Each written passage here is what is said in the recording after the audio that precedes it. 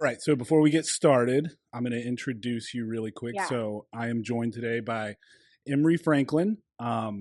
She is an actress, a singer, um, all kinds of other stuff. One of the most interesting people I've met in a long time. So I'm very excited to have her on the podcast today. We're going to talk about a bunch of stuff, but also the fact that you have a mini. Is it considered a mini series? Is that what you would call it? Yeah, I think so, Yeah. right? It's a one-off, like 6 episodes. Yeah. Yeah, yeah. So, okay, mini series called Heist, which is dropping on Netflix July 14th. So that's exciting. And then we had the pleasure of working together on the Texas Witch, which was the fun little horror film project that I got to go try not to screw up out in Texas recently. So, welcome, Emery. Thank you. So you said it was a busy day. What was a busy day for you? Lots of like auditions and stuff, or what did you have going on? Uh, yeah, I got 2 auditions last night, so I had to crank those out and then immediately, send them in because I knew I wasn't gonna have time today, so that's kinda how my week usually is. I usually get a surprise 2 to 3 to 4, sometimes 5 auditions a week. Wow. Um, so I kind of like I know to expect to keep space open. In this case, though, I'm shooting a movie next week, so this week was fittings, and then I wanted to talk to you for this, and then I am shooting a music video on Saturday. So there's a lot of pre-production, and other film I'm producing. There's a lot of pre-production, so um, there's just a lot going on. Yeah. Yeah, it sounds like it. Yeah, so I was really excited to have you on for a number of reasons. You're kind of the second actress or actor type person that I've had on. Obviously, I had Jana on Hmm. before we went and shot the movie. We talked a lot about Hollywood and the entertainment industry and all that stuff. And when I met you in Texas, we talked a lot about all kinds of stuff, but just in general, getting to learn about kind of your background and stuff was really interesting to me because you started in music, right? Like as a basically like a child star. You went to Nashville and did that whole thing. Can you kind of tell folks about that? Like what was that like? Yeah. Well, first of all, we had the best time in Texas. Yes, we did. Yeah, I think out of all actors on set, like the whole time, we had the best time. Oh, we 100% did. Jason and Selena spin-off movie. Yeah, no, it was the best. Our days off just at the lake when everyone else was sweating in the forest. Which we should have had more of because we spent I a lot of know. days just like there sweating for no reason, but it was still fun. Right. Yeah. It was team building. It was bonding. Yeah. Yeah. So our uh, characters, Jason and Selena, I mean, I feel like we should have had much larger roles in the movie because I think we're going to be everybody's favorite characters, just saying, but we'll see how it goes.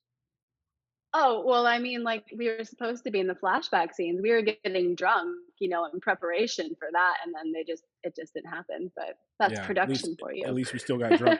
I decided to drink just because of that too. And it's Friday, I or I is it Thursday or I know. Friday? It's it's Thursday. I don't even know anymore. But it's a It's holiday. It's a Thursday. holiday weekend, so it's basically Friday. It's basically Friday. I know. We were originally when we were planning on doing this, we were gonna have like a drinking game throughout in preparation for the Texas Switch.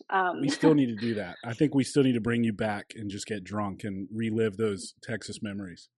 Well, yeah. Well, that will be in the promo for Texas Witch for sure. Part Absolutely. two. Yeah, for sure. I mean, all that to say though, yeah, I part of like my favorite or one of my favorite parts of the entire trip was just like getting to chat with you about like everything, all spectrum of topics. Yeah, it was And fun. as far as like my story and music, Nashville rounding back, yeah, I was singing and doing competitions and kind of recording and being discovered by managers from about 9 to 17, Wow. when I was going to Nashville with my mother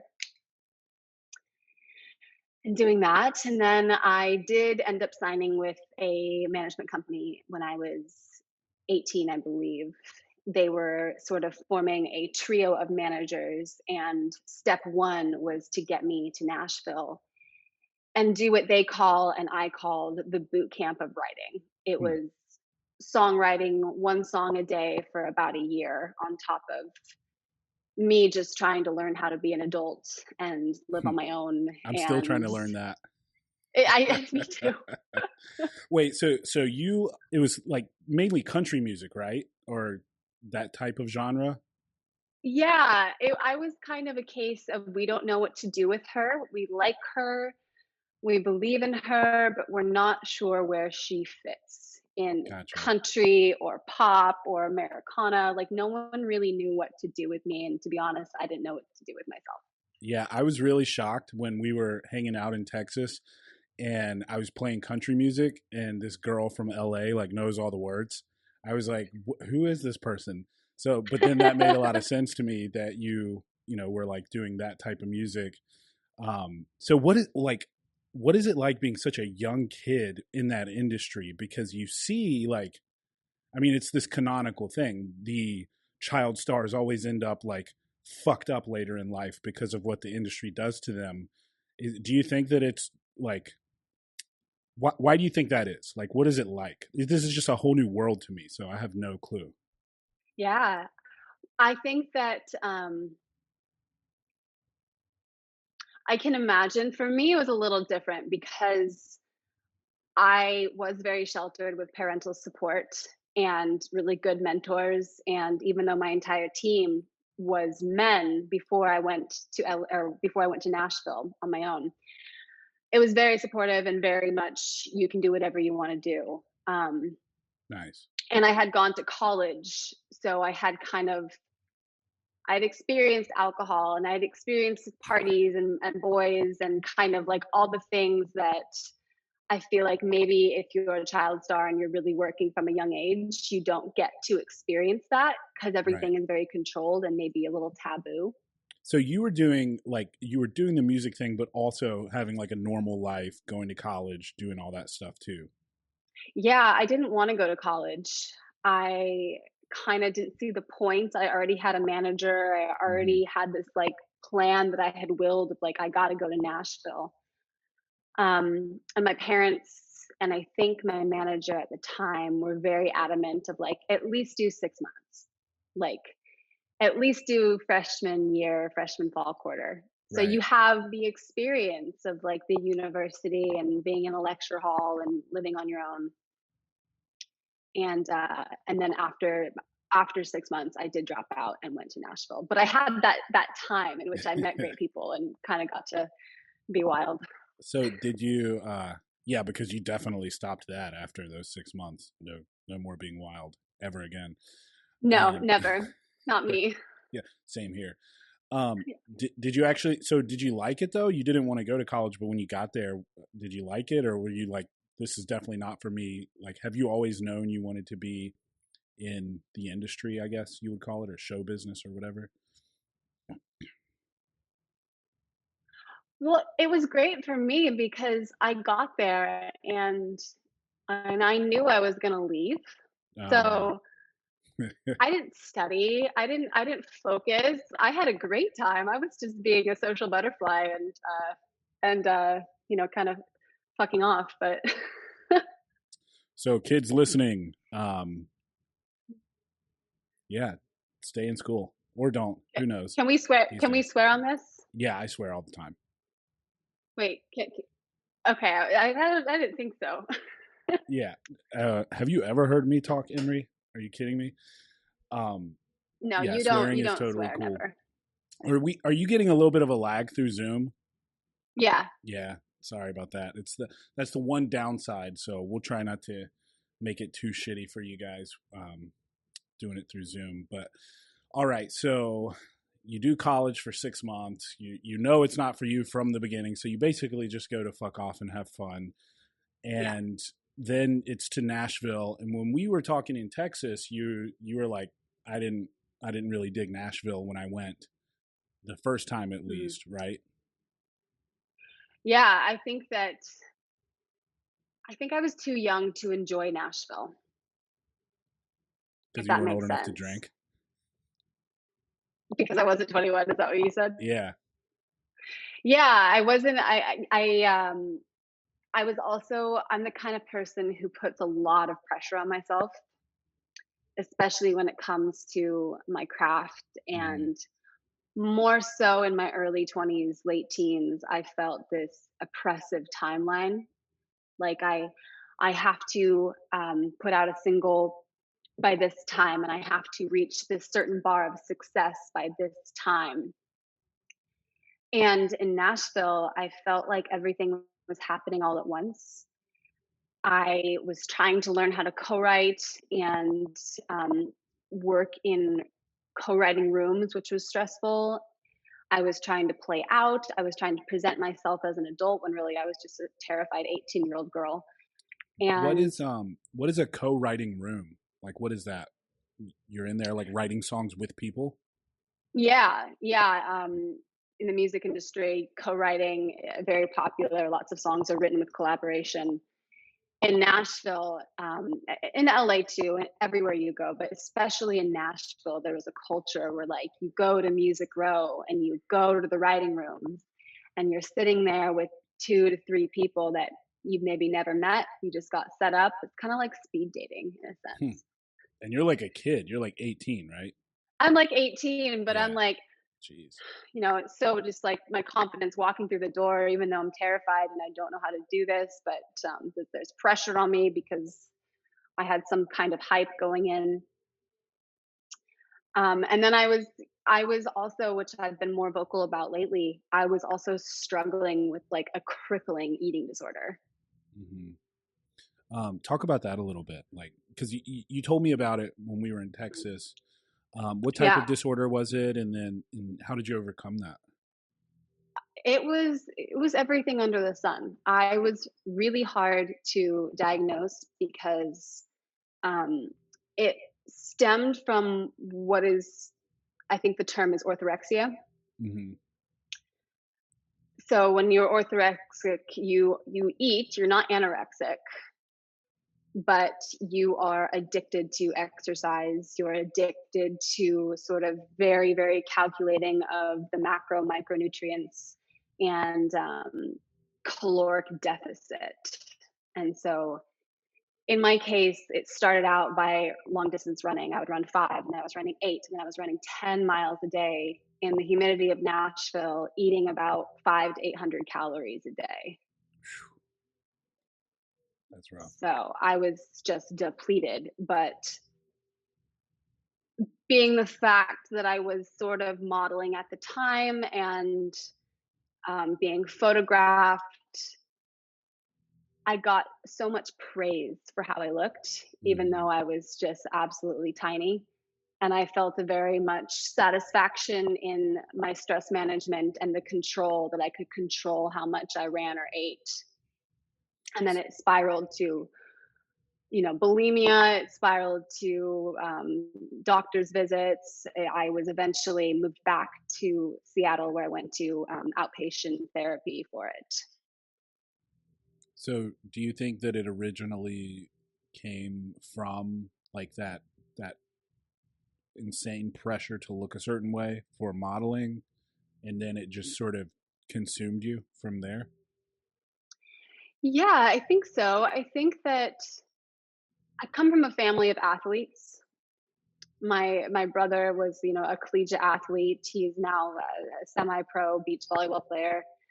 That's right. I My remember that. dad was a coach. My mother was a collegiate swimmer and then bodybuilder. Like, there's a lot of athletes in my family, and we're very competitive. And I guess physicality has always been part of my life. Yeah. And then when I found a way, like a runner's high is endorphins. Like that is an addiction. And so when I found that, was also being rewarded for my physical appearance. And found something that I could control. I think it was just the perfect storm. When did you realize, because you ultimately sought medical care, to take care of it, like when did you realize that you actually, like, there was an actual problem? Because I feel like a lot of girls and guys, they may be down this road and they don't even realize it, that there's Hmm. like, where was that moment when you were like, okay, I've got to figure this out. This is not sustainable. I think there were a few moments. Yeah. I can think of like three off the top of my head that were like phases, like phase one, phase two, phase three. My singing coach, who I was doing Zoom or Skype lessons at the time, she saw me on Zoom one day and she called my mom and said that, Emree is way too thin. You have to do Mm. something. And my mom flew out to Nashville to visit me, and which I found out later was to check on me. Um, and I was in a dressing room with her, like at a Victoria's Secret or something. I like tried on a bra, and she just started crying. Oh, wow. And I'm sitting there in this dressing room, and I'm like, "Don't I look great?" And she just is crying, and she's like, "What happened to you?" So So that was like the first thing. do you think you didn't even like realize what you looked like? No idea. Yeah. Yeah, no idea. I don't think anyone really has a gauge, especially if they are sick. I was sick. Yeah. And I know with you in the fitness industry, you're faced with body dysmorphia all the time. Yeah, I mean, myself included. Like, Of course. I definitely experienced it. Like being a bodybuilder or power lifter or whatever. Like, there's times where you're like, oh, I feel like I look small or whatever, and then you reflect back on it a year later. You look at pictures or whatever, and you're like, well, I wasn't small at all. What was I thinking? And it's Yeah, all about your perspective is just so fucked up from the disease that, like, you're standing there in the dressing room like, don't I look great, mom? And she's crying because you're just so thin, right? Like, we right. sometimes we don't even realize. And I think that's an No. important point, Emree, is to like have outside perspectives, like to have people there who will be honest with you and say, you're too damn thin. This is an issue. Or, dude, your arms are big enough. Chill the fuck out. But it has to be people that you trust and who you have to be in a space where you're willing to listen. Yeah. Yeah. 100%. And you got to be comfortable enough to open up to them and to receive whatever they're putting out. Yes. I also find too, and I don't know if you experience this with your clients, but I wasn't ready to hear it. In fact, the more people were worried about me, the more people who expressed concern or said something to me, the more I kind of got off on it. I was Mm, kind of like, yeah, because this is the ego talking, right? right. I mean, Um, you're still getting my attention. work, you're still getting attention, and you're like, that just proves how good my work ethic is. Right. You Jeez. know, I'm not a quitter. Like, I took it farther than anyone else because I have more dedication than anyone else. Like, there's so many layers of ego and and illness, but control. There's so many things happening. It's very interesting to look back on it as someone who would consider themselves recovered in a sense. Yeah. Yeah. Yeah, it's so crazy how oftentimes you can't even see yourself for what you really are. Like, you're so caught No. up in stuff. So that was the first kind of reality check. What were the other two? Yeah. Um, my parents, after a year in Nashville, they said, "Okay, you did it. Congratulations. It's time to come home. It's Mm, time to come back to Washington." And I'm on the phone and I'm like, "No." And she's like, "Yes." And I go, "Okay." And I burst into tears. wow. And I go home. I'm back living with my friends at college. And my mom was like, "Okay, this is not improving. I'm sending you to outpatient therapy. You're going to go to an eating disorder group therapy clinic. I had just gone to the doctor's office where he told me my heart was in danger of stopping. Jeez. And I called my brother, who is like my best friend and my support system. And I called him and I was like, I can't believe that mom is sending me to this thing. Like, this is so stupid. Like, can you back me up? And he just said, good. He's like, Damn. good, What about was, time. And then he hung up the phone. how did that make you feel? What was that? How did that make you feel when you heard that from him? Oh, I was at first, I was like, felt betrayed by my brother who's supposed to support me and have my back no matter what. And then it wasn't until later on where I was like, he did have my back. Yeah. Good for him, though. Good for him. Instead of telling Yeah. you what you wanted to hear, actually, saying what needed to be said. Yeah. Yeah. So yeah, I guess it kind of combined the last two elements in that story, because it was the doctor telling me that I was in danger of heart failure, and Yeah. I was peeing blood at the time, so my kidneys were being affected. So how was that process for you then? So once you started seeing a doctor and getting help, like how quickly did you get to where you felt like you were recovered? Years, Yeah. definitely. I think that with you being someone who specializes in nutrition, you understand what happens to the body Oh yeah. when they go from one extreme. And in my case, I had really, really fucked up my. I was malnourished, so my metabolism, all the minerals and vitamins, nothing was stabilized. Hormones, like I had had amenorrhea. Hmm. Yeah, Yeah, where you don't have for, a for period. Yeah. yeah, for 2 years at that point. Um, Wow. so an interesting thing happened to me, because through, like, let's say the 4 years of recovering, I was also, at that time I had moved to LA in 2016. So I was modeling again. I was partying a lot. I was really kind of living the first year in Los Angeles, I'm hot shit kind of lifestyle, Yeah.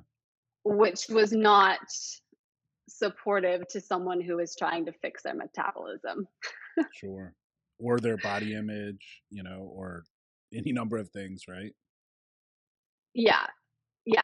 I mean, I was partying at these clubs with these girls who are like literal Victoria's Secret models, and I'm just like, well, shit. Yeah. It's a real lesson in also building up your own self worth and your own confidence. So I did that, and then something interesting happened to me. I gained a lot of weight. I was still trying to do the very oppressive diet. Hmm. I was still trying to do obsessive exercise, but at this point, I had injured myself from running, so I couldn't really run. And I was like 25, 30 pounds heavier. I didn't know what to do with myself. I was having like a mental breakdown at this new image. And then I saw a specialist in LA. His name is Philip Goglia. He is kind of the nutritionist for the stars. He works with a lot of like Marvel stars, getting people ready for films. And he really diagnosed me and my very particular metabolism through blood work, and about a year of proper nutrition on a very specialized diet, I was able to regulate my hormones and my exercise and get back to where I am now, which is like a good, healthy set point. Did you find it tougher to stop exercising excessively or to eat more calories? Which was more of a challenge for you, the exercise or the nutrition? Probably both. Yeah. Yeah. Which seems like such a weird problem, right? Being told to eat more, I feel like that's like, oh, yeah, I get to eat more. Yeah, but not when you have an issue like that. I mean, trust me, I've been there, um, Yeah. for sure. You you see the caloric breakdown. And whether it's you're trying to cut or you're trying to build, sometimes it's just like daunting. Hmm. Yeah. Yeah, that's interesting because, personally, like I would think that the nutrition would be the toughest part versus the exercise, but I have known people who are just addicted to exercise, and like their mental state really gets fucked up if they don't get to like go on their run, and I'm talking like their 10-mile run. So I was curious I'm about that with you. Yeah, I mean, when I couldn't run, I would cry. If my schedule didn't Jeez. allow it or I was hurt or whatever, I would just cry because I felt like I was a failure. See, that's where we're different because I only cry if I have to run. And then it's not a pretty sight at all. It's Um, just the fetal position. yeah, it's just like a hairless bear trying to like make his way through the forest. Um, Yeah. well, yeah, I mean, well, obviously you look great now. You're doing great now, so I'm glad you overcame that, and I'm glad you talked about it because a lot of people, men and women, I hear from a lot of men who struggle with body dysmorphia and eating and exercise issues just like women, and so it's good to hear from someone who not only navigated it but got through it and came out on the other side victorious. So thanks for sharing that. Yeah, I think that also, I think the men element is really interesting too. Hmm. Just, because I talk to my boyfriend about it a lot because he's a trainer and he is in the And he's fitness world and shredded. he's very hard at what's that? He's shredded. He's he's shredded. But he has days where he, like, does not see that, he Yeah. can't calibrate where he is, and I have to look at him and I'm like, "You're insane. Like, Yeah. you have body dysmorphia." And he's like, "I know." But that's what we talked about. You are playing Yeah. that role for him that your mom and your brother ultimately played for you, where they said, "Hey, look." In this case, you're obviously saying like, "Hey, dude, you're in great shape. Just calm Mm. down." But it's good to have that outside perspective, because yeah, like when you're used to seeing yourself a certain way, and then you fluctuate just a little bit from that state of being that you're used to, it can really mess with your head. So like it's interesting because a lot of times you'll see, and I see this a lot online because of the content I put out and the fitness stuff that I do. People will they're quick to dismiss someone who looks like your boyfriend, right? Who will be like, "Oh, I'm out of shape," because he's out of shape for him, and other people see him as being in amazing shape still, and they're like, "Oh, give me a break." But what they don't realize is you're used to a certain set point, and when that changes, it's no different than you know Billy, the fucking cubicle worker, putting on 25 pounds and his gut hanging over his belt. Like it's a noticeable difference, right? So Right. that's I think an important thing to point out. Totally. Totally. Absolutely. So all right, so you did the singing thing, and I mean, for all intents and purposes, you think at some point that like that's going to be your career. That's all you do. That's what you love. When does acting come into the picture? Yeah, so I moved to LA in 2016, and the goal was music, 100%. That's what I was there to do. And I met a guy who I started dating very quickly after. And he worked for a director, a well known director who was shooting a movie in Vancouver. And I was very fascinated with the world because he was such an integral part of that person's life in that industry. I got to really see everything from building a movie from start to finish. Yeah. And I've always been visual with music, especially when you're in a studio and you're trying to convey your vision to a producer. I'm not a producer, so I can't necessarily say, "Hey, add the kick drum here or the bass here or the hi-hat here." Like I can now, but especially back then it was like, I don't know, I just see the color blue. Can we make Hmm. it more blue? I want Interesting. this song to look like a girl running through the woods, you know. So my notes were always very visual and I always saw kind of the music video before I saw the finished song. And then when I got to go to Vancouver quite often over the course of 6 months to see the shooting of this blockbuster film, I got to see filmmaking at its best, and So that was so like the Texas fascinating. Witch, What? filmmaking at its best, like the Texas Witch, right?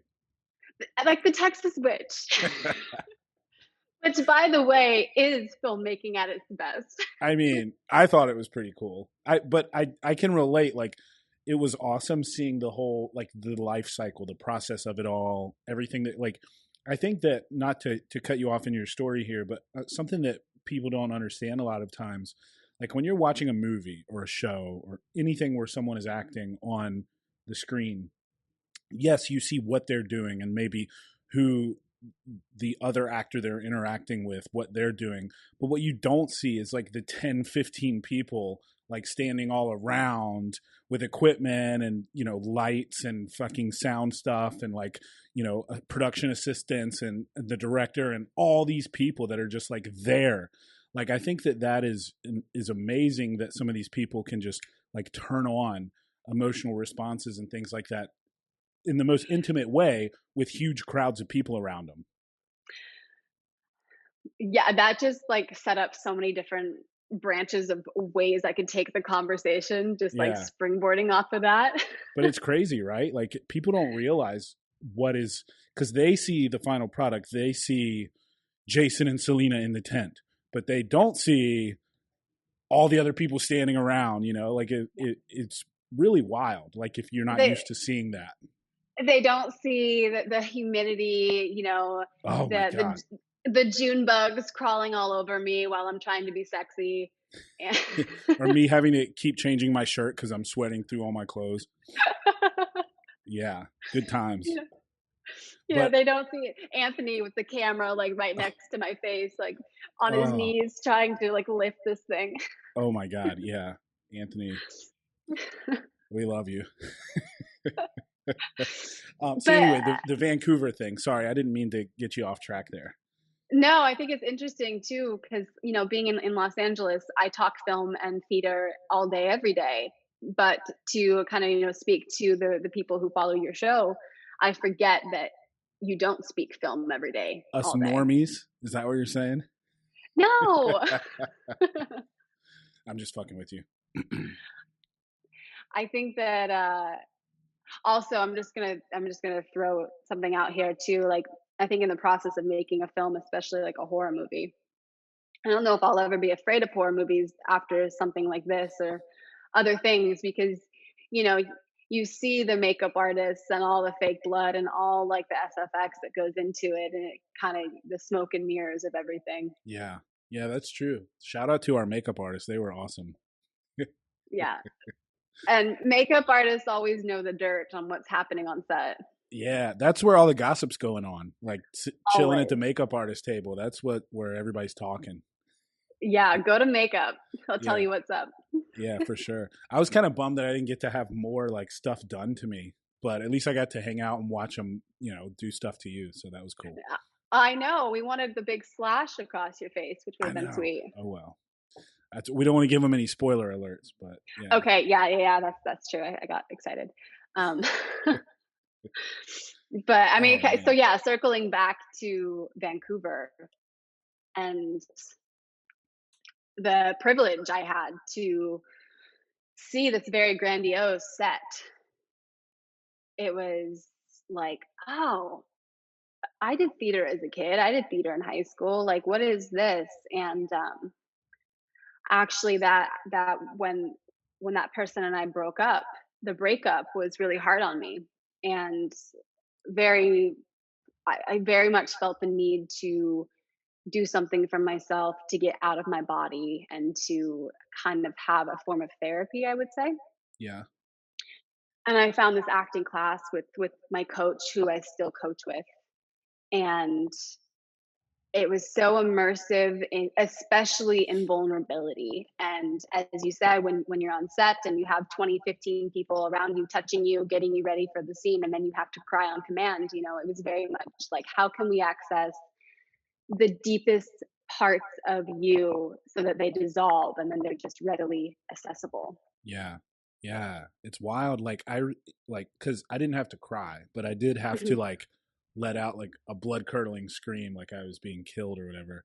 And anybody who like try to do that around a bunch of people, like but you get to the point where you just sort of get to where, at least to me, it felt like with the reps of like the shooting different scenes and being there longer and longer, it was like an onion where like the layers kept getting peeled back until it was just the raw emotion was that accessible. Like you could just tap into it and pull it out when you needed to, despite the Mhm. fact that Anthony's here and Corduroy's here and all these different people. Shout out to our crew; they were awesome. But then it's just like, oh, you need a blood curdling scream, like I'm getting killed. Okay, here we go. Ah! And like when I first got there, several days before, it wouldn't have been like that. Like it's like you. For me, it was a process of like tapping into that stuff. So I guess you get to where you can just do that quickly if you do it enough. Yeah, yeah, and that's what's so just why I don't think I'll ever be bored of or stop learning from acting, because so much of acting is, well, a empathy, getting to explore what it's like to be somebody else. You know, who is Jason? How is Jason different from Dave? Like it's it's all psychology too. Yeah. When you first got there and you Mhm. and Anthony were talking about the backstory for Mhm. Selena, like really Yeah. going into all these details that nobody's not going to see explicitly in the film, but they were important for you to create the person you wanted to create when it was action. Like that was really interesting to me because you guys were sitting around talking about like, yeah, she did this growing up and then she worked here and this is how she felt about this, and like, and so I was just as not an outsider, but someone not as immersed in the industry, like I was taking all that in, like, oh, this is interesting. And then, I started to do it a little bit with Jason, talking to Anthony about like, oh, he played sports and then he served in the military and he came back and he's a small town hero. All of that is just, you don't see it in the movie, but it helps you create who you need to create when it's time to do that, right? Oh yeah. Yeah. It's it's definitely the way I work too. With anything I do, some actors look at the script, they take it in, they see their character, and they just go Yeah. and they just do it. And that's one way of working. For me, I'm very much instinctual, and I lean into my instincts on the page. But I have to map out my character's whole life. I just do. I like to know what happened to them, why they do things, what their personality is like, what their relationship is like. And I think also that is the writer in me trying to understand the novel of their life too. Yeah. It's But fun even for too. us, it's fun. Yeah. I think And it's fun. even for us, like we had, our characters played a minor but important role in the film, and it would be kind of easy to say, okay, well, I'm just going to say the lines. I'm just going to say the lines, and I'm just going to be there, and I'm going to set up what I have to set up. Um, but you might as well make the character as 3D and as interesting as you can Yeah. to I to agree. fill however much time you have to live with them. I I felt like I got like I got just to the point where I wanted, like, I was ready to do so much more, but that was it for my character. Like I was just like I was like, all right, I'm good. I'm in the zone now. Like I'm ready. Let's act. And then that was like, oh, that's all your scenes. I was like, shit. So I might try to do It felt something. like a And tease, didn't it? yeah, yeah, it felt like there could have been a lot more for those characters, but I guess we are a little biased, since we were them. We But are a you and little I, you and biased. I I think actually, it's mostly just because we got on so well. Like we just hung out. mhm. Yeah, for sure. I mean, I think that as someone like myself who is not an actor, like it's not this wasn't a normal day at work for me by any stretch of the imagination. Like you made it very easy for me. Like it was very, um, uh, what's the word? There was no resistance. Like it was just it flowed. Which for me, I was very thankful for that because I don't know what the fuck I'm doing. Right? Like I'm just I'm trying to learn as I go, and I'm playing off of you. And then, as we shot like our main scene, like each time we did it, it got a little more natural for me, and it felt like more like just real life. And that's why I was saying, like, I got to where like I felt like, okay, cool. I've eased into all of this. I'm ready to rock and roll. And then it was like, oh, that's all your scenes. And I'm like, shit. So it was a lot of fun. And what was it? I was going to go somewhere. Oh, I wanted to bring up, you and I had a conversation when we were just hanging out at the lake house, talking about acting in general. And you said something, and correct me if I'm wrong, but like it's almost easier, maybe easier is not the term, but playing a role that is like the less similar it is to who you truly are as a human, it becomes easier to portray that person, because you can step completely away from who you are and take on the role of whoever that new character is, versus like for me, Jason was pretty much who I am, except for a couple Right. things. And it was like, I didn't feel like I was stepping far enough away from Dave. You know what I mean? Do you remember that conversation we had? Oh yeah, yeah, I do. And I think it's such an interesting topic as far as acting goes, because I know some people feel very comfortable playing characters that are just one or two shades away from them as a human. Right. Yeah. And a lot of actors, a lot of A-list celebrities make entire careers out of just playing characters that are pretty close to the chest, you know. Um, I think the conversation with you and I very much feel like I am so much stronger playing a character so different from me. And I think, yeah, when you get to play kind of these more abstract characters or someone that's so different from your own personality, you just get lost. Yeah. Yeah. Yeah, And that's what you said when we talked about it. Yeah, I you remember. know, you just get lost, and it's like, okay, I have a different voice, you know. For me, every character starts in the voice.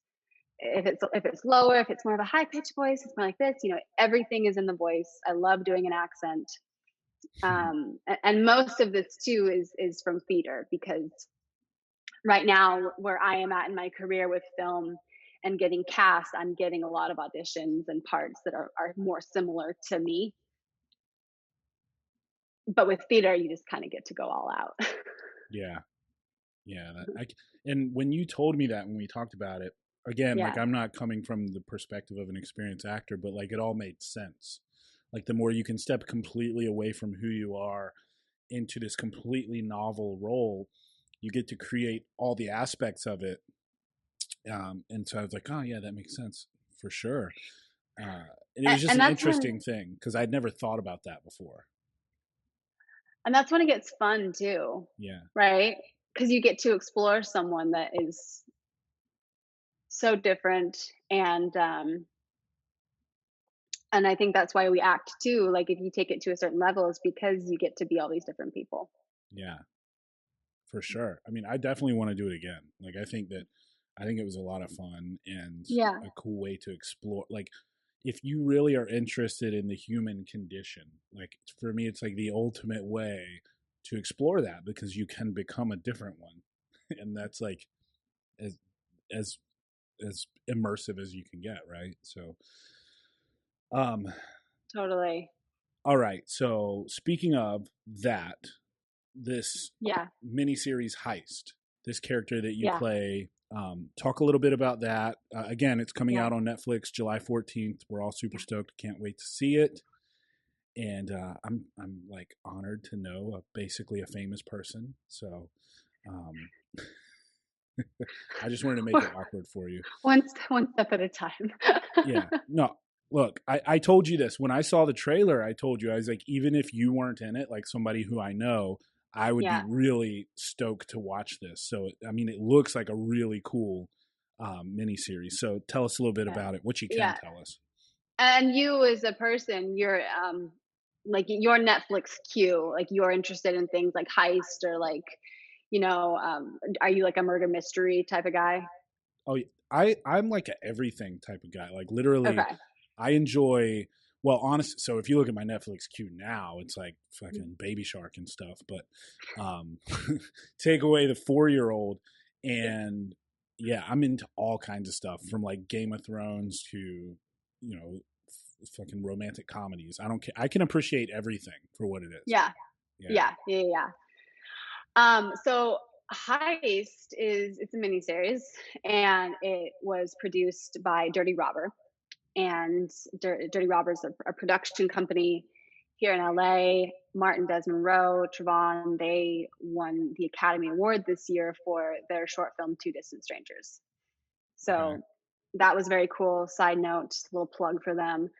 Um, but this story came together by focusing on 3 different crimes that were actually committed, real people, and they gave 2 episodes per crime, I think.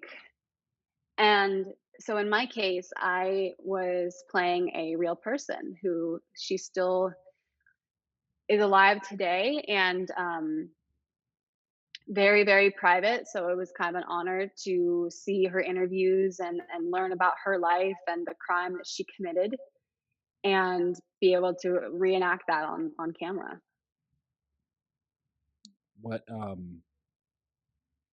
I think you and I talked about this a little bit in Texas. Mhm. Was it any different portraying someone who you knew was alive that would see it? Like, was that going through your mind about how accurate you needed to portray this character? Oh, totally. I mean, so much of my job on this show was just reenactment. There was not dialogue. If there was, it was very minimal. So we were just trying to sell these scenes as it happened. And I think, though, because I was playing a real person, I didn't get to meet her. But when I got cast, I was talking to the director and the producer, and I was like, does she know that it's me? Like, and they're like, yeah, we showed her photos of you, and she's very happy. She thinks that we got it right casting wise, and that was like a big thing for me, because if you are portraying someone on screen, especially someone who's never been public before with their story, you want to do it justice and do a good Yeah, job. yeah. Wait, do you think you looked like she looked when she was younger? Yeah, I do. I saw some photos. This all takes place, when she was 21 years old. So I was like looking at things, and I could definitely see like the resemblance, and maybe that's the reason why I got cast. I don't know, but I think there's a little bit of talent there too. you're talent shit, but you look exactly like her, so we're gonna cast you. So there was no dialogue or hardly any dialogue. Yeah, so it's a docu-series, um, and it was interesting because they did all the voiceovers. So we were Gotcha. doing all the reenactments for everything that was going on. Got it. So it's like someone giving an account of what happened or talking about the what happened, and you're acting it out, but there's no dialogue. So do you find that to be more or less challenging or about the same? Because now you've eliminated your ability to utilize dialogue to convey an effect, and it's all about body language, right? Yeah, and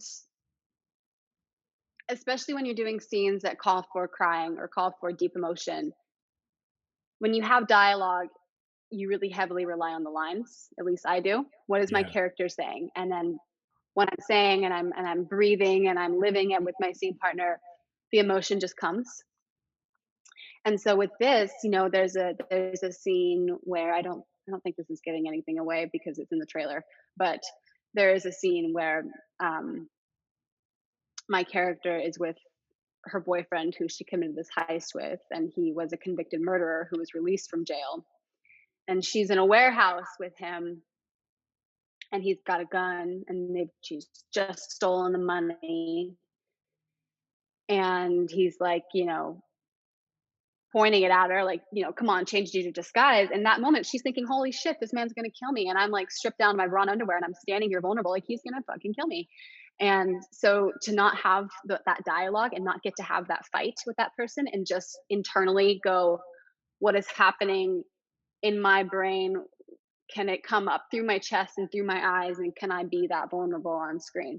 And so that was a really interesting challenge.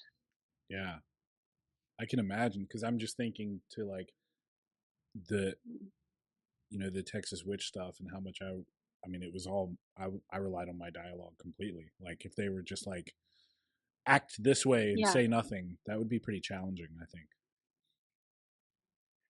Yeah. And I think also like, um, one of the big things with this show was the sex scene in it, and I don't know if I can talk about it necessarily, but again, I saw clips of it in the trailer, and I so that was noticed that interesting. myself. What's that? I said I noticed that in the trailer myself. Right. I think with that too, it was like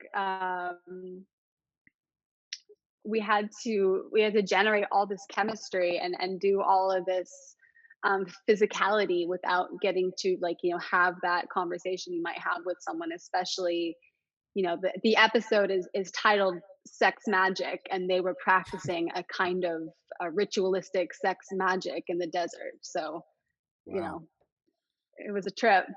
Spoiler alert, there's a sex scene, everybody. There is a sex scene, yes. You just increased the number of people that are going to go watch it by like 20% now. Well, I mean the thumbnail is me in lingerie lying in a pile of money, so I They knew it was going to happen. they know how to sell it. They know what they're They doing. they do know how to sell it, and I had to call my mom and dad. I called them at the beginning when I got cast, and I was like, by the way, there's some there's some stuff in it. Don't worry about it. It's not anything. And then I had to Yeah, call my mom last week when she was like, I want to have a viewing party, and I'm like, about that. Mom, um, I have to use a bathroom really bad. It's like right okay, across the table. I'll just cut this little piece out. Is it okay, okay if I go real quick? yeah, it's good. I got to put my charger in my computer, anyways. Okay. These beers ran right through me. Just I've been holding it as long as I could. I'll be right back.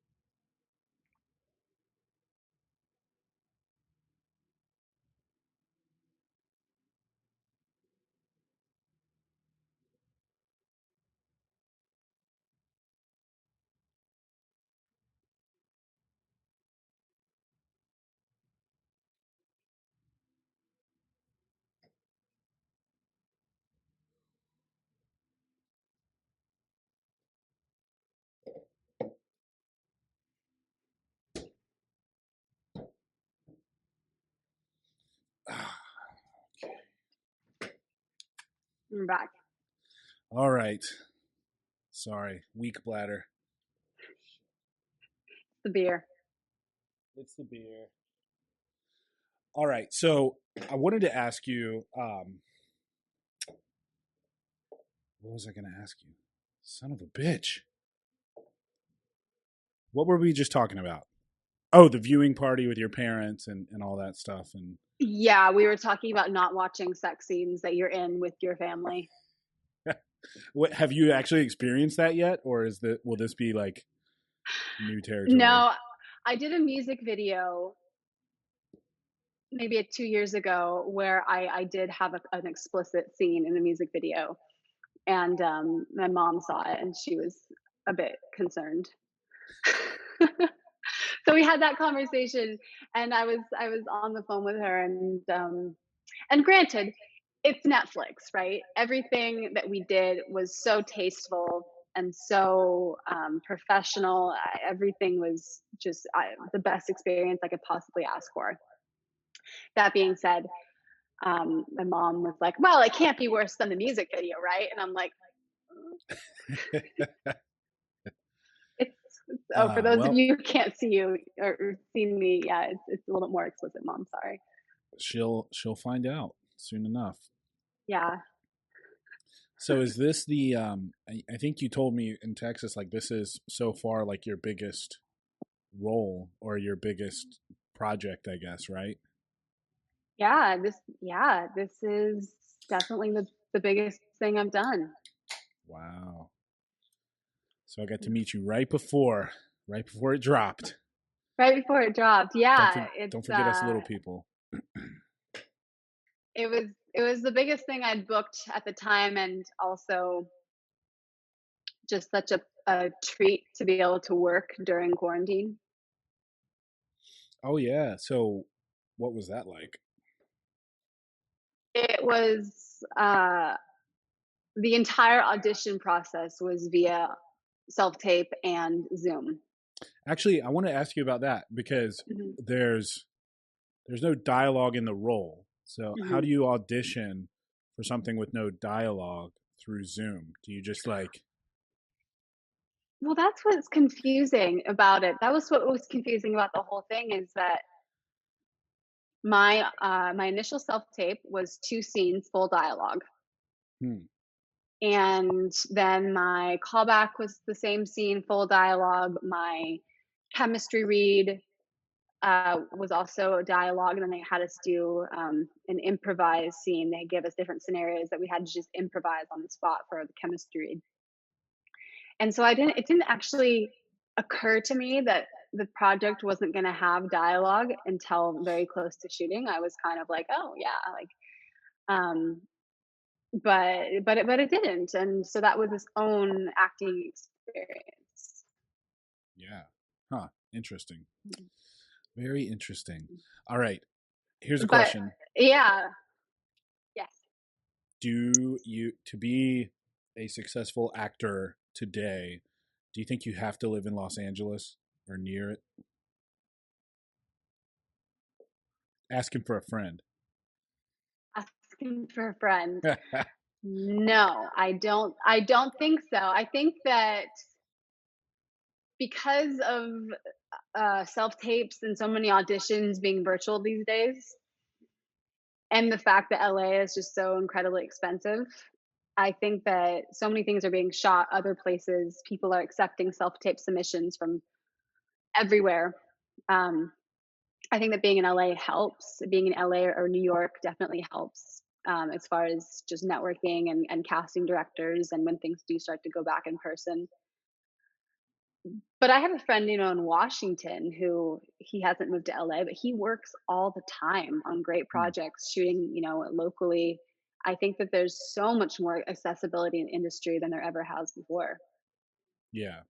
Yeah, well, I think there's definitely more accessibility in terms of like submitting videos for auditions and stuff like that. Um, I was just curious about because obviously there's like a whole world there, right? Like it's all very like some of it is who you know and having connections and all that stuff.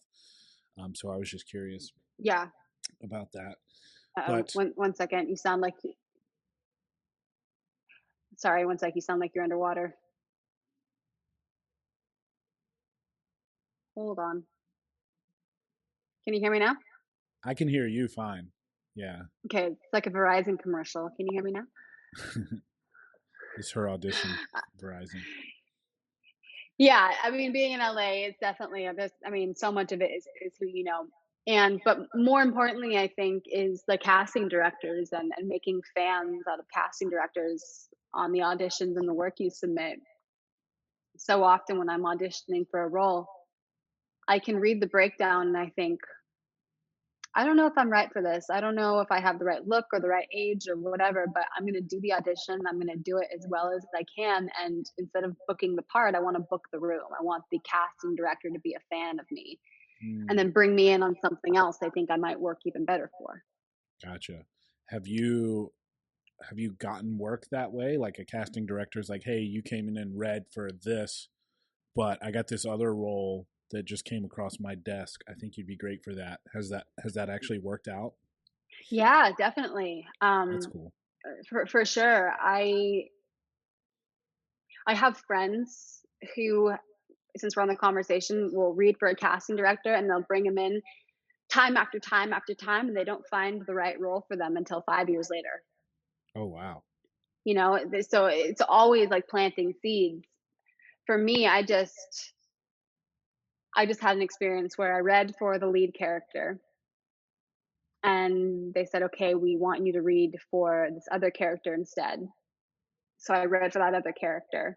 And I said, okay, we want you to come in and do a callback for this character. And I said, okay. So they had me read for three different characters in this one script. And then they finally cast me as a character that I didn't even read for. Oh, wow. But at least they knew they liked you, right? Like they were just trying to find a place Yeah, for you. Yeah. So that makes sense. right. Huh. It's a crazy world. It's like this new crazy world It's to a me. crazy So world. yeah, I'm trying to learn all about it. Um, what do you have going on now that's exciting? Like current projects? Is there anything noteworthy besides Texas Witch? Yeah, I'm shooting Texas Witch. I know, which I love Texas Witch. I'm shooting something next week.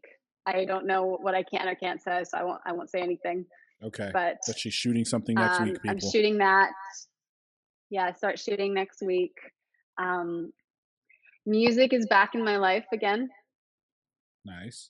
So, uh, in preparation of releasing an EP, 3 songs, it's important to me to have the music videos to go with it, to create that storyline. So I'll be shooting the music videos.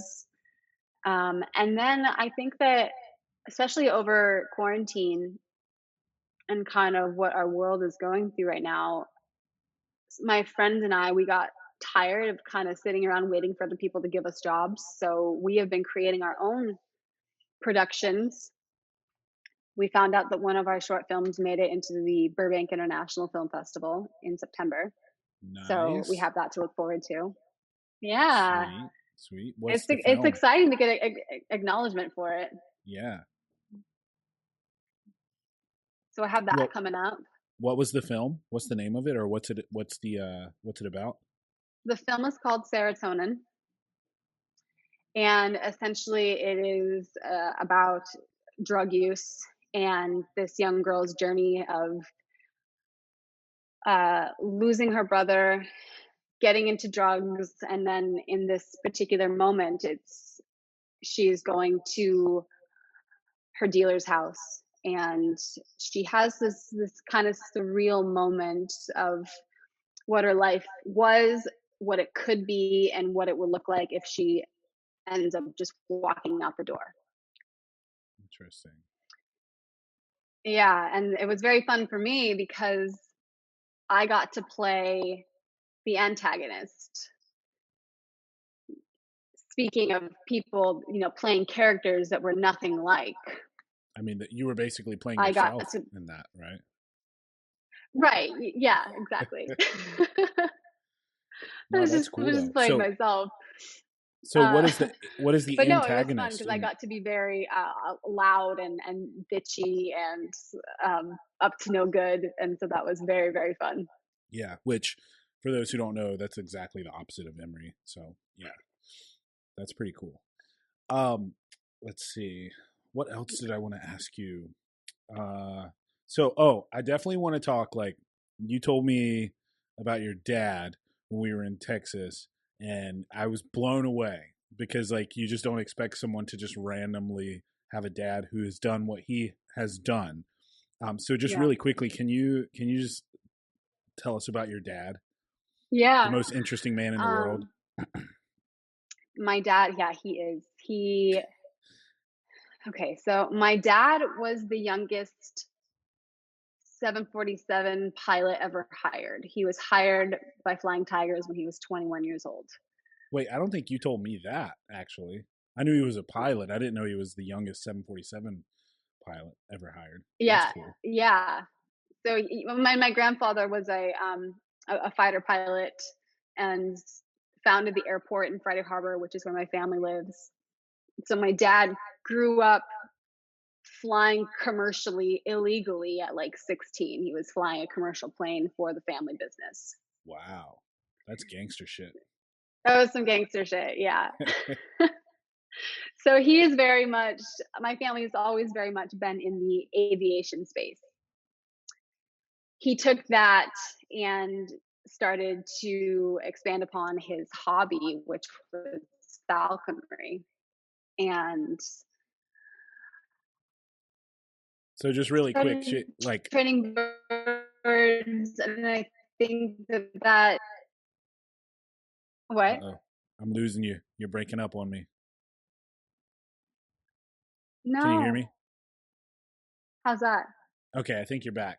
Um, so just really quick, because Okay. you just casually be like, he's into falconry, and that's such a like, most people aren't used to hearing someone casually be like, oh yeah, falconry. So falconry, what is falconry for the listeners? What is falconry? Um, It's the art of falconing, the art, training falcons. right. Well, I guess falconry is choose your own adventure, but in my dad's case, he was just fascinated with particularly raptors and got into that world. One of his best friends who helped a lot with the filming, which I'll talk about in a second. His bread and butter is he breeds falcons, falcons, peregrine falcons, and he sells them to sheikhs in Saudi Arabia. Interesting. So there's this whole other world of bird life.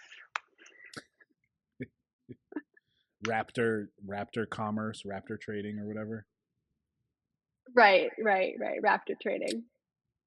So okay, so your dad's a pilot. He gets into falconry, and this Yes. is where like you just, when you told me in Texas, it was really funny because you just like rattled it off like it was this normal thing. Like, oh yeah, my dad's like the world's leading foremost falcon expert, blah blah blah. And I was like, hold on, say that again. What is going on? Yeah, I think as a kid growing up around it, I'm so what's the word I'm looking for? It doesn't affect me anymore. Yeah, it's just normal, right? I'm so Like that's just dad. yeah, I'm just conditioned. So my dad, he was a pioneer in his science, which was to train a falcon to follow him in free fall while he's skydiving. And they formulated a scientific equation to figure out his terminal velocity and where the falcon would need to go in order to break records or even document records. So he would jump out of the airplane, he would release the bird, she would follow him because she's imprinted on him. He's got a lure with a lead weight in it, perfectly balanced out to the exact weight they had formulated with, you know, a quail meat on it. He would drop it and she would go after it. And after experimenting with this, we finally tracked her at her all time high, which was 242 miles per hour. That's so crazy to think that an animal can go that fast. Like that's just so wild. So, and then like you're telling me all this, and you just like pull out your phone and pull out this National Geographic video, and you're like, oh yeah, this is my dad with his falcon. Like, and it was insane. It was just like the coolest thing. So I wanted you to at least mention that because not everybody's parent is a world falconry expert who has pioneered a field. Yes. Hold on. Your video is frozen. So I'm just going to wait for a second before you come back. Can you see me? Am I moving? Now you're moving. Yes. Okay. Sweet. Um, I hate Zoom. I hate Zoom too. I wish I was out there like actually shooting in your studio. Me too. Because then you We'll could be have drinking we'll have to do PBRs. that for Texas Switch. Oh, definitely. Yeah. So Yeah. when I come out for the premiere, I'll bring some equipment and we'll definitely sit down and record and drink Fantastic. Yeah, then we'll be drinking. Um, on Jimmy's dock. as far as the Falcons though, yeah, my we ended up doing 2 productions. We did a National Geographic documentary, and then we did a Disney documentary as well. That's so cool. And it was very cool. And as a kid too, um, it became normal for summers because we would shoot in the summer. For 2 months, the crew would live with us. Wow. Yeah, and talk about fascinating people with stories and expertise. We have, animal trainers, training teal ducks, and we had a bobcat, and I got to bring the bobcat to show and tell and convince them to let me do that. That was like my elementary school flex. Were you like the coolest kid in school because you had like the cool dad on National Geographic and stuff? Oh, for sure. I dated this guy all throughout high school, my high school sweetheart, if you will. And when we first started dating, he at the like one of the first things he said to me, he's like, "Oh yeah, you were the girl with the bobcat in 5th grade." And I was like, "Yes, I was." Damn right, bitch. Yes, I That was was. me. Bobcat flex. So wait, you guys, did you have a pet bobcat or did you just have like one around for filming or something? No, we just had one for filming, a stunt cat, if you will. A stunt cat. Nice. Stunt cat, yeah. Yeah, it was for one scene. It was one scene where the bird in the Disney storyline, the bird gets injured and the cat's about to like jump on it, and then we rescue it and everyone's happy. But it was my living room as a kid had 5 to 8 birds at a time sitting on perches. And Loose? my chores as a child were to take the birds. What? Loose? Like in the house, just loose? Like they were No, not in they were cages? just on their perch. No No, they cage? were They're just, they were fastened. No cages. No cages. what the fuck? That's wild. They were just chilling. Frightful, who was the main bird who broke all the records, she would sit with us on her tire and watch football. Jeez. Did they have the little like hoods on their heads and stuff? Yes, That's so crazy. That's so weird. yes, yeah. My chores as a kid were to take the birds one by one and move them from their indoor perch to their outdoor perch. And I'm like an 8-year-old, a bird on my wrist, casually. That's yeah. What an interesting thing to be into. To like. So when I was growing up, my aunt, she still does. She breeds Saint Bernards, and she's really into like that breed. And she goes to dog shows and shows them and everything. And so like I naturally like I did that as a kid. Like I showed dogs, ran around the ring with the leash and showed dogs and all that. And you don't even realize like how weird it is when you're in it because it's like it's your life, right? Like so then you go to school and you're like, yeah, I show dogs, and they're like, fucking weirdo, what? So I imagine that like being the Falcon girl had to be similar, except it was pretty badass though. Right. Yeah, the Falcon girl. I think that's how everyone feels though about their childhood, right? Yeah, unless it's really fucking boring and they don't do anything cool with animals like us. Right, unless they're like showing dogs, but True. Damn. But yeah, it's yeah, weird how like your normal we is always just yeah. I think also too, like that's just getting older is when you get older and you have more life experience and you start to reflect on where you came from. I always thought that I just had a very normal childhood, didn't think really anything of it. And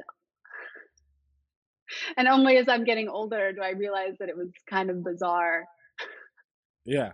Oh yeah, like so having a documentary film crew at my house for 2 months every summer, perfectly normal, just a normal way to grow up. Perfectly normal. But yeah, I think that also the recognition of gratitude, the gratitude I have for the fact that I had such a wholesome childhood. Yeah, for sure.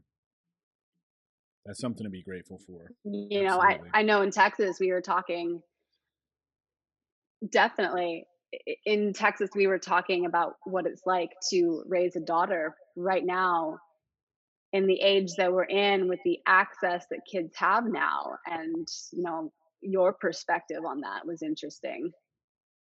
Yeah, it stresses me out.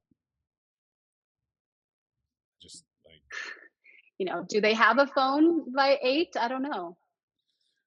so yeah, well, my daughter's 4, so she's definitely nowhere near having a phone or anything like that, but already now I think about it, and I just think about like the world that she has to grow up in, and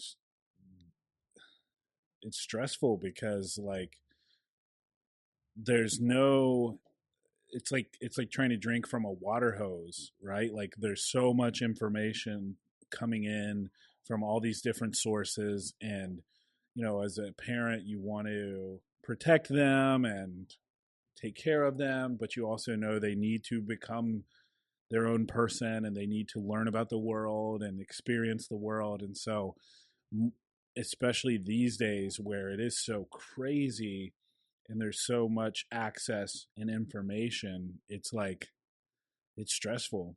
It's super stressful. But And I'm thinking maybe I'll just take up falconry and move to Washington and turn off all technology. I think you should. I It seems to mean, work. I think I will too. Let's do it. I mean, it seems to be, it seems to be an effective method. Yeah, we can go chill with my family. We'll get you a Falcon. You can hang out. I think I would A look good with a truck. falcon on my arm. I think I think so too. I'm surprised you don't have one tattooed on there already. We still got space. I got a phoenix, so it's close. You do, yeah. But yeah, it's definitely stressful having a kid and specifically having a daughter. I think as a father, especially, it's like it's crazy times.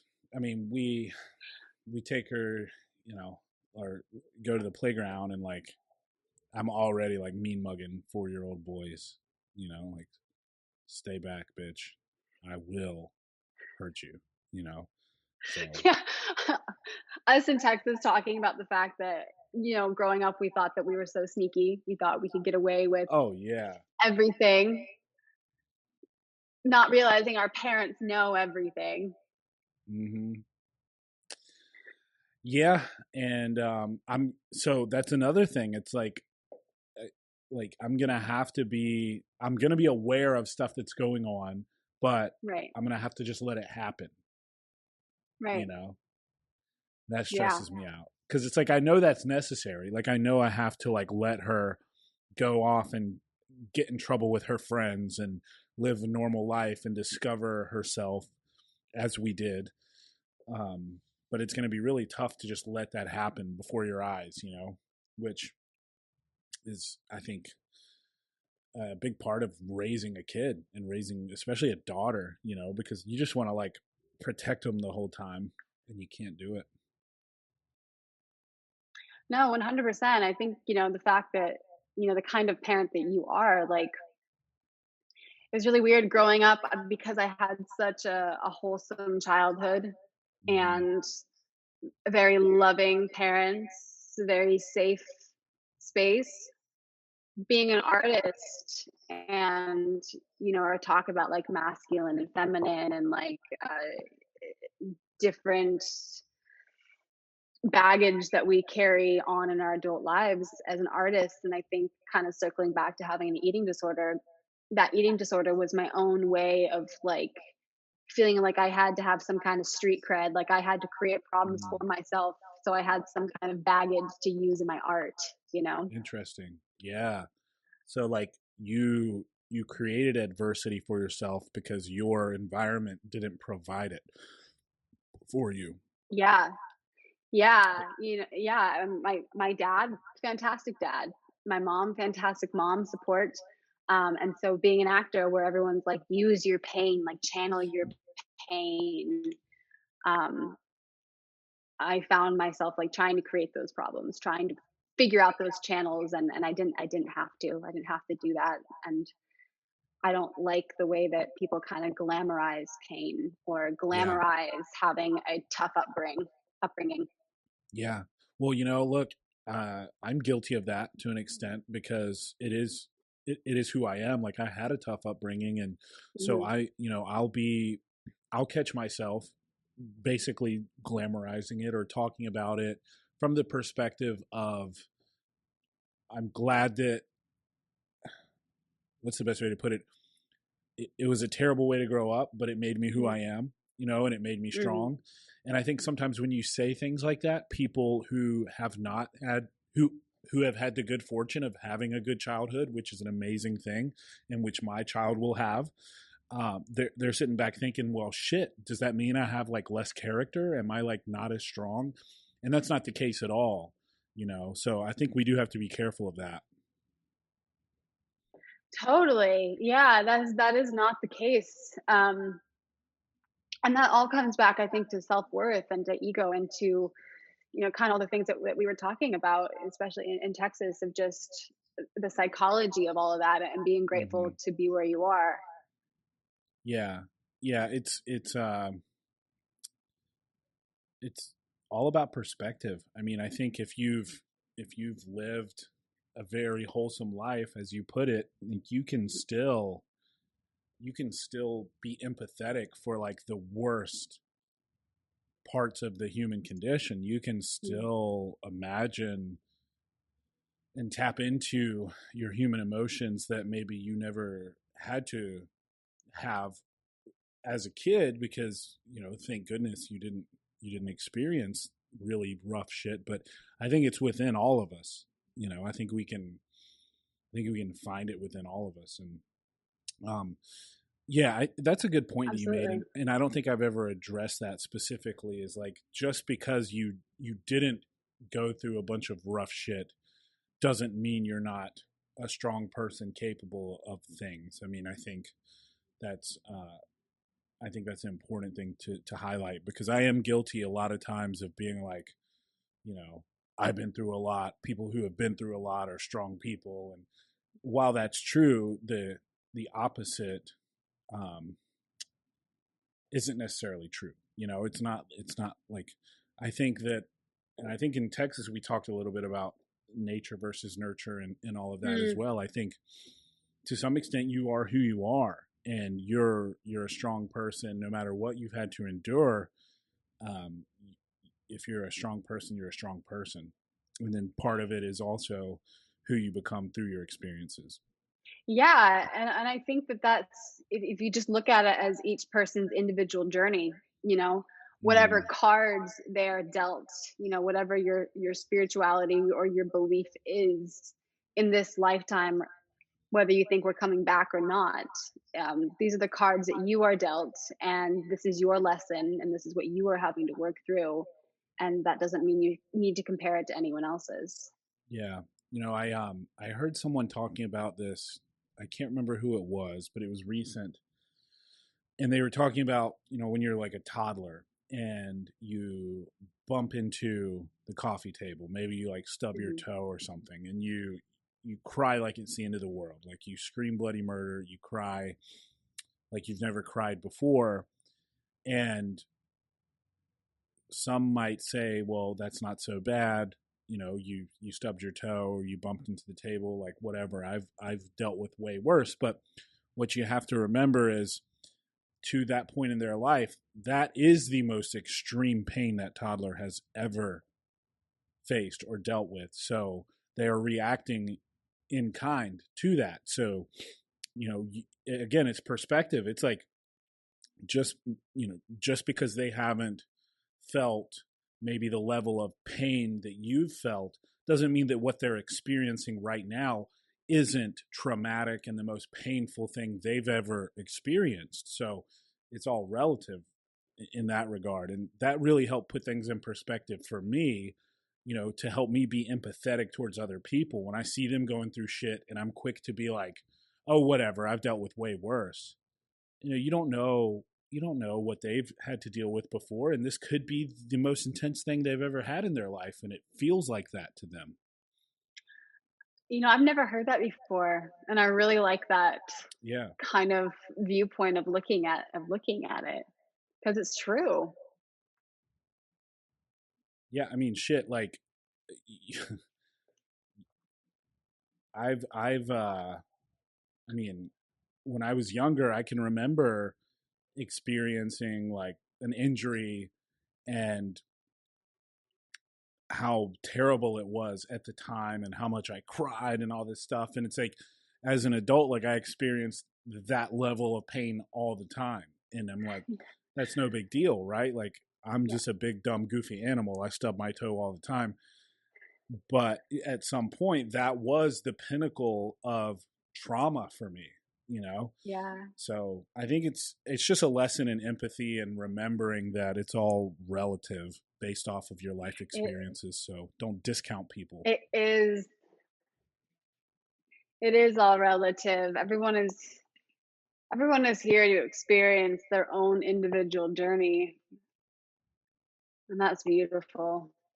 Mm-hmm. For sure. Just like Jason and Selena, Just like Jason and Selena. the best characters in the Texas Witch. What was Um, what was yeah, yeah, exactly. what were you going to ask? Um just I mean from that experience, like what was your favorite day? I mean, drinking on the dock For all day sure. long was like, so I mean, my favorite day in general was that day, but like favorite acting day was when probably when we shot the opening scene, you know. Totally. Um, Totally.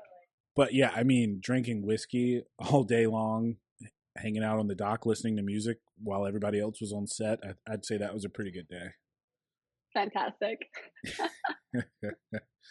And um, overall, just like and we talked about this a little bit when we were there, like all the personalities of the crew and seeing everyone together and how everybody interacted and everything. Like it was Yeah. a lot of fun that last night when we went out on the boat and everybody was just kind of like cutting loose and having a good time. That was a Yeah. blast. Yeah, I was talking to, I think, Sky, who was one of our makeup artists. Yeah. Shout out I to was Sky. Awesome Shout out makeup to artist. Sky. Amazing sense of humor too.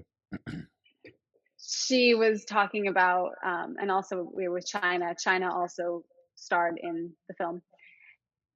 Kind of how, yeah, okay, you can connect with people, and then potentially you can go and do something with them again. You make another project or you do something else. But what's sad about a film set is that you are never going to be with all of these people in this Right. place again. This is a stuck moment of time. And I think that I think about the TV show The Office, right? Yeah.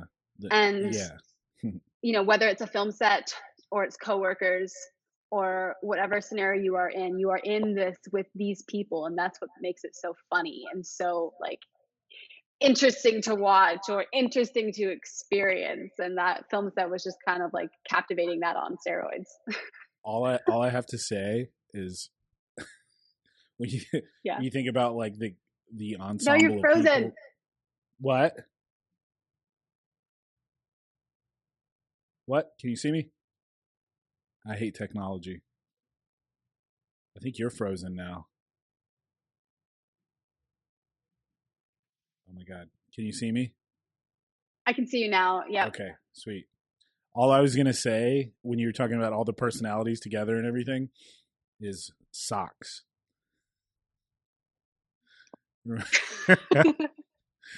Oh my god. That was Uh, That's a perfect example of that, like how everybody was on the same page about a certain person. yes, there was there was a universal understanding. Yeah. Like I In all I had to say was one word to you right now and you knew exactly what I was talking about. it's a But beautiful thing. yeah. Yeah, it was cool. I mean, everybody was awesome. China, Suede, Carter, Jonna, Andrew, the whole everybody. It was really cool. Corduroy, Anthony,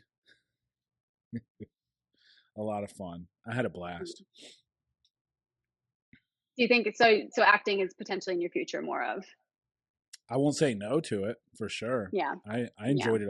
I mean, I think I obviously look a very specific way, so it's not like I'm going to be cast for like Timmy in the cubicle, the accountant. But you know, if there's like a Viking flick, maybe. although you playing Timmy in the cubicle would be really entertaining. Yeah, Yeah, yeah. Well, that's true. I guess that could be entertaining. But no, I'm definitely not opposed to it. I had a blast. Like it was so much fun, the whole yeah, experience. And I would definitely do it again. yeah. Yeah. So, what about you? Do you think the future is going to be a combination of music and acting, or do you want to focus on one or the other? I think so.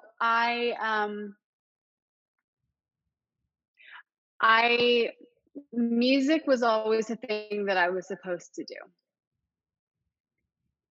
There was a lot of pressure from myself mainly and outside sources, but myself, that music was a thing that I was gonna do. I'm from a small town. Yeah. Um, I had a bit of like fame in a small town. Everyone kind of expected me to go off and do great things. Right. And when I found acting, acting wasn't the thing I was supposed to do. So it feels very freeing. And I feel now that I've gotten rid of the pressure of time, the pressure of I have to achieve this by this time, I feel the most free and the most creative I've ever been. Mm, And I really don't feel any boundaries. I don't have to stay in a one box. I can be in three boxes. I can do whatever the hell I want.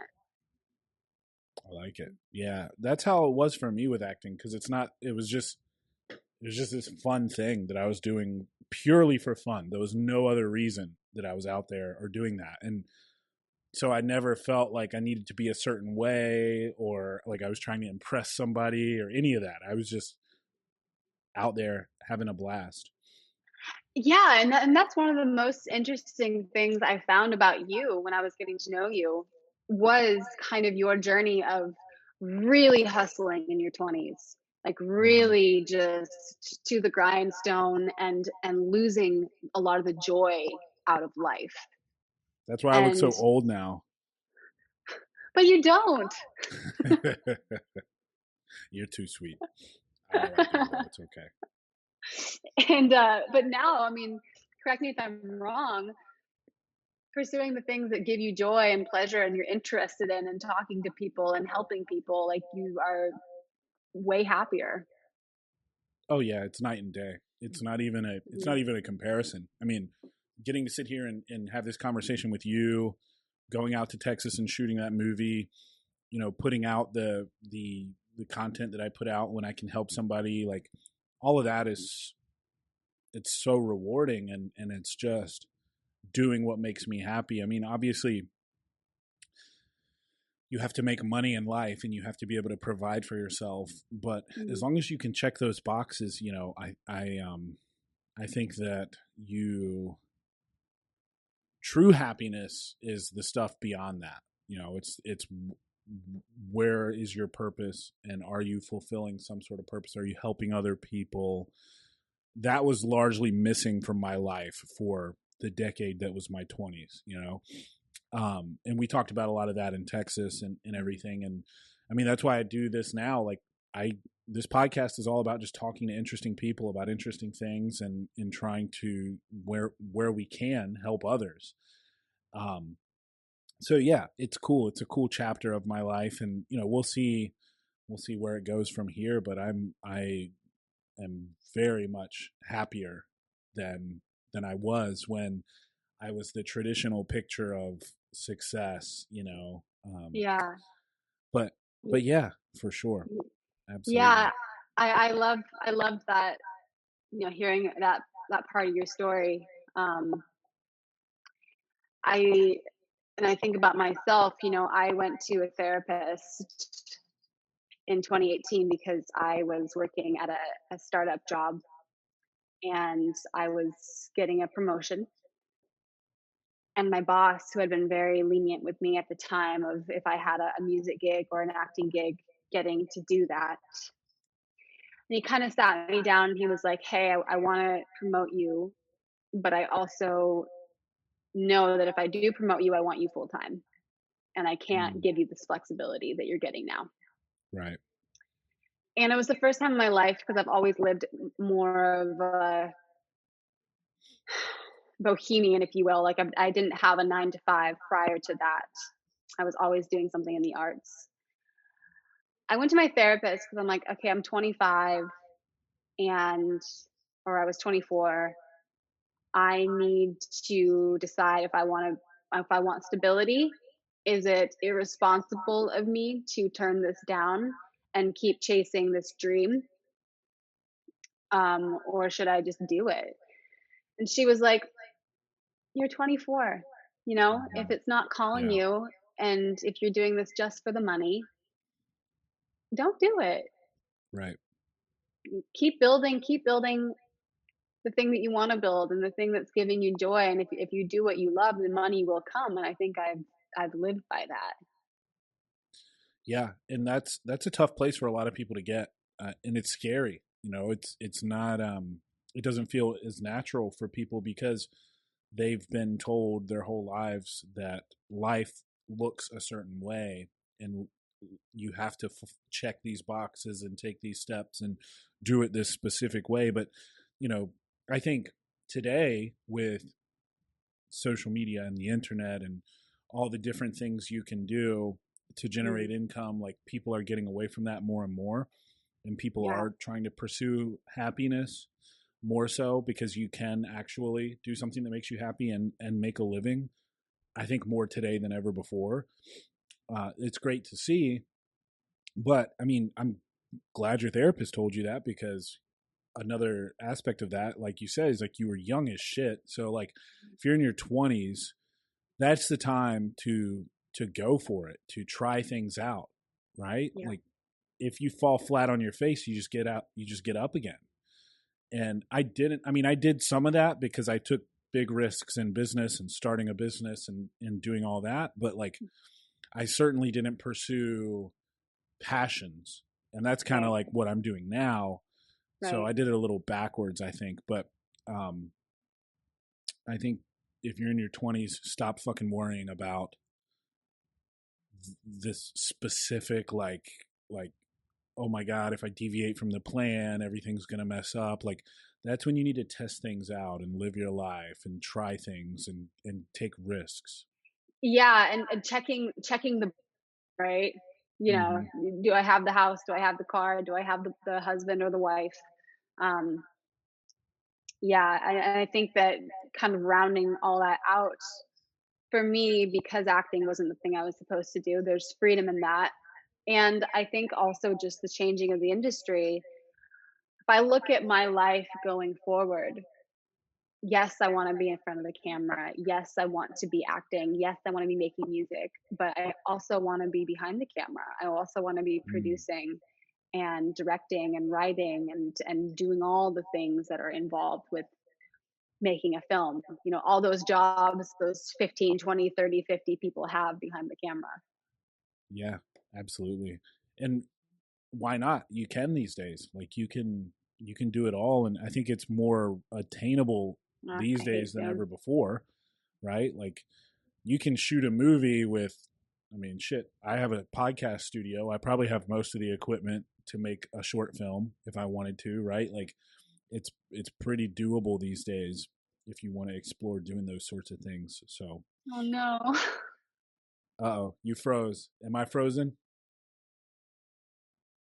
Oh my God. Sorry, everybody. This is fucking terrible. Zoom, you're Dave? killing me. Can you hear me?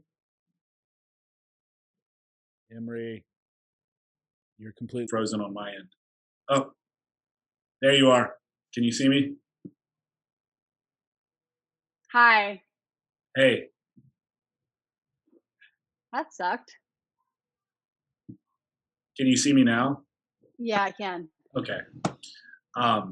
What was the last thing you heard that I said? I had just finished talking about the trajectory of my career. Oh, okay. Yes. Well, I was just saying, like, because you said you also want to be on the other side of the camera Mm, doing all that stuff. And I was just saying, like, and these days that's more achievable than ever before, right? Because you mm. can get, like, I was just saying, I have a podcast studio, probably with most of the equipment I would need to shoot a short film. And, it's very attainable. So try all that different stuff out and explore, what makes you happy, um, especially while you're young, and especially Absolutely. while you aren't locked in to something. And even if, I mean, look, I have a kid, even so, you can still reinvent yourself and do different things and explore what makes you happy. So, um, yeah, and it was Absolutely. cool talking to you because you have lived a life almost entirely in the arts, whereas my life, my background's in science and it was very different, Yeah. hard sciences, corporate America, building a business, selling a business, all that stuff. And now here I find myself like really interested in a lot of these creative artistic pursuits. And, if you had asked me years ago, I probably would have thought that I'd never be able to have a meaningful conversation or relate to someone like yourself. But like when we were out in Texas, that was some of the most interesting conversation I've had ever, and it just goes to show humans are complex and we have a lot of facets to who we are, and people should explore that stuff. Yeah, that was so interesting is because, you have a specific exterior, right? And No. then no. And then I find myself, on the couch and we're chatting about, feminine, masculine energy and men feeling safe to be vulnerable Yeah. and the dichotomy in a relationship between, what energy a woman gives, what energy a man gives, and what lives within all of us. And I didn't expect to have that conversation in Texas. Yeah. Well, me neither. I mean, but it is something that I've gotten more and more interested in. And, like we talked about, I talk to a lot of young men. I have a lot of Right. young men reach out to me and all of that. And, I talk about masculinity pretty Yeah. often. And I think that a lot of people, especially when they start throwing around the buzzwords like toxic masculinity and stuff, they don't Mm-hmm. understand that masculinity, I mean, we're all a spectrum of both Mm-hmm. masculine and feminine energies. And, masculinity is like being a quote real man in masculinity is it involves a large component of being vulnerable with your emotions, especially to people that you love and care about, and being able to be honest about your feelings. I think that takes more strength than keeping them bottled up, right? And I think a lot of young men don't realize that, and they think that they need to keep their emotions pinned inside instead of talking about them and stuff. And so I know we talked a lot about that, and I think that surprised you a little bit when I started talking about. Oh, totally. I think waiting until the Oh, video am I comes back. frozen? Gosh, Zoom is really fucking us today. Am I back? It's Can really you see me? laggy. You are back. It's really laggy today, isn't it? I think I it's my know. internet. Sorry, ladies and gentlemen. This is some shitty stuff. Zoom. I know. Um, yeah, I think that as a young woman, who is, I would say the last 2 years, really, I have gotten interested in understanding more of my psychology and the way that I present myself in like a relationship with my partner and a relationship with myself, how I communicate with my father and my brother and men that I work with all the time in the Yeah. industry, even co-stars, right? Like working with you. And I've been interested in watching men learn how to reveal themselves. Yeah, I think it's a struggle for a lot of men, and I even for myself, like I have a lot of self-awareness. I obviously Yeah. know I know who I am. I know, as you said, what my exterior appears to be. And sometimes that does fuck with me a little bit when I'm like trying to communicate, especially with a female, right? Because I'm always conscious of like, is she intimidated by me? Am I scaring her? I need to make sure that I make it very known that I'm not a threat, that I'm a good person. So like as a man, all of those things are going through your head, when you're interacting with like, someone like yourself, for example, like when we first met, it's like in order for me to get to a place where I feel as though a female, and this is in any context, it's not necessarily in a relationship of intimate type, it's just in general, any kind of reaction with a female, like I feel like I have that duty of showing them that I'm not a threat and that I'm a good person and all of that because I'm aware of how I look, right? Hmm. And I think that a lot of men have that awareness, but they don't. I don't know. They don't care to take the time to show that they're not a threat or they are a good person. If you know what I mean. Right. And I know we had talked about how it's upsetting and difficult, especially for young men now, to know the line of, wow, that girl looks really beautiful today. I would love to compliment her. Yeah. Is, if I say this, if I say, you look beautiful today, is that going to come across creepy? Or or am I going to approach her or hit on her when that energy is not wanted? Or can I open the door for her? I know she can do it herself, but would she like that? And I think that I have empathy for men, the good ones who are struggling with that. Yeah, it's tough. I mean, it's like not only are you're never sure, but also it's kind of a moving target. I think that Hmm. what's acceptable today, a couple months from now, might be taboo, and it's a tough social landscape to navigate as a man when you're like because I think I told you like I've held a door for a female before and it offended her. When I Right, hold doors for everybody, men, women, it right, doesn't matter. It's just what I do. right. But it's this weird social climate now where, like you said, if a man just wants to compliment a woman, Hmm. uh, he's really got to think twice about that. And a lot of times it results in these like really awkward interactions where men aren't sure what to say to women. They don't know if they should treat them like one of the guys, like, hey, put her there, or compliment them or whatever. And so then it ends up being this weird amalgamation of the two. And it's just like, hey, you're looking good today. Punch you on the shoulder. Like what the fuck was that, bro? Um, Yeah. but it creates these really awkward scenarios, and it's tough. I get it. And it's like I told you, like I get messages from young men all the time, like, Mm.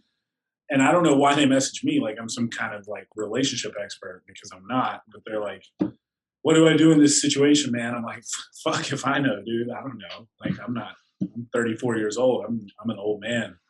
So, but it is Oh my weird. God. It is. It is. It's a larger conversation, but like, Yeah, there are masculine and feminine qualities in all of us. And of course, with like that, with men giving compliments, there's always a finesse, there's always a tone and a reading the room and a social personal awareness that comes with everything. But but yeah, I feel for them. So what advice would you give to young men about that? Like how do you compliment a woman without her feeling like she's being harassed or you being awkward or any of that? Right. Well, I've had like one of my girlfriends the other day. She was in her car and she was at a red light and her window was down, and a man rolled down his window and he was like, "Hey, baby, what are you doing tonight?" You know, and she's just like, "Really?" Like, you know, Yeah. she's like, "Roll up the window, not you." Um, like that's Seriously. kind of like a no. But I would say, if you see a woman in a coffee shop or something, and there's a tone, and you're like, "Hey, I just want to tell you that like I saw you and I think you're really beautiful and I wanted to tell you that and I hope you have a really great day." Right. Right. That is so different than like I'm going to get in your space and I'm going to yell at you and I'm going to demand that you give me energy back. I think it's important in that latter interaction that you don't leave it open ended, like you said, like, and have a great day. Like, Yes. don't just say, "Oh, and you look beautiful," and then like sit there and wait like you're expecting something. Just say like, "I wanted to give you this compliment. That is it. That's all I intended. Have a great day. Enjoy your life." And then if they Yes. are interested in reciprocating, they will. They're Yes. not just going to be like, "Oh, he told me to have a great day. I'm gonna leave him alone." Like if they're Yes. interested, they'll say something back, right? Exactly. It's because that's an invitation Yeah. rather than I don't expect you to give me your energy or your time. That is up to you, and you don't have to feel obligated. You can say, "Hey, thank you very much. Go your separate way." Right. Or you can be like, "Hey, I appreciate that. By the way, I was looking at you too," or whatever it turns into. Maybe it doesn't turn into Hey, that. nice package you got there, sir. Oh, Um, oh shit. you guys wish they would say that, but no, and I think it's the little nuanced things like that are important, right? Like Mhm. you have to realize that you have made it known to her that you think she's attractive and there's some interest there and you wanted to talk. I think an important aspect of it is like what you said. If they're like, "Thank you," then just leave it. Like don't keep trying to talk to her. Like she's well aware of the fact that you're interested in her. You don't need to make it any more known, right? Yes. Yeah. Yes. I mean, I will say that again, it's always a specialized circumstance. There is value in persistence. I know my boyfriend was in the friend zone with me for 5, 6 years Uh before oh. it You happened. just you just made all these guys continue to send DMs. Yeah, but he did it right. He did it well. Um, But Gave there's a her lots of difference in spice. between like being in the friend zone and Right. like meeting someone for the first time and like continually insisting on like them interacting with you, right? Like, Oh yeah. Well, yeah, that's just stalking at that point, right? right, exactly. Yes, I So will say. I guess that was a note to all the men in the friend zone right now. hang in there. Read the room, feel out her energy, but not all hope is lost. Yeah, there you go. No, that's great advice though in general, and I Mhm. think Yeah. guys, it's tough because we are very different. Like, and a lot of times it's not because there's malintent or mal whatever bad intentions on the guy's part. It's just like Mhm. it's not computing. Like there's literally a breakdown in like how they think and how you think, and so I was just curious in that. But we have been, gosh, we've been talking for a while now. We have. Yeah. I think we'll go ahead and wrap it up, and then maybe do this again. Definitely in person in Texas, but maybe do it again before that. Yes. And you can grab some drinks Yes. next time because I need a drinking buddy. Um, and I'm like super late for something. I just realized I like to end on one thing, and you kind of already did this, but just in case Okay. there's something else, if you could give one piece of advice to young men today, 18 to Yes. 22 age range, and this is what I wrap with every guest. Yes. Um, what advice would you give them? Or if you could go back in time and, well, you're a woman, so I guess, yeah, what advice would you give young men today? I would say, Or women, or just young people, if you want to keep it that broad. yeah, yeah, I would say, do the work. I would say for everyone, do the work, whether that is on yourself or, you know, identifying the things that you need to work on. I think that a lot of the times we want to grow as humans, um, but we have a hard time pinpointing what we need to work on. And I think that if you really take moments to sit with yourself and ask yourself the hard questions, then that is what allows for you to flourish. I agree. I couldn't agree So, more. just do the work, and don't expect anyone to do it for you. And then if you want to apply that literally to your career or your dreams or your body or whatever, there's no easy way out. There's no cheats necessarily. um, so just do the work. Yeah. I mean, look, we were in Texas, we had downtime, you were doing auditions and sending in videos. So perfect example right there. This girl hustles, y'all. All right. Emree Franklin, Heist, coming out on Netflix July 14th. You guys make sure you check that out. I know I'm going to be watching it, probably have a little party with Woo! whoever wants to come over. You're all invited. But no, thank you so much for your time. I appreciate your perspective on stuff. I always love talking to you, and I definitely want to do this again. And I'm looking forward to seeing what else you create in the future. Thank you so much. It's so good to see you. Likewise. All right. Bye, guys. Boom. This.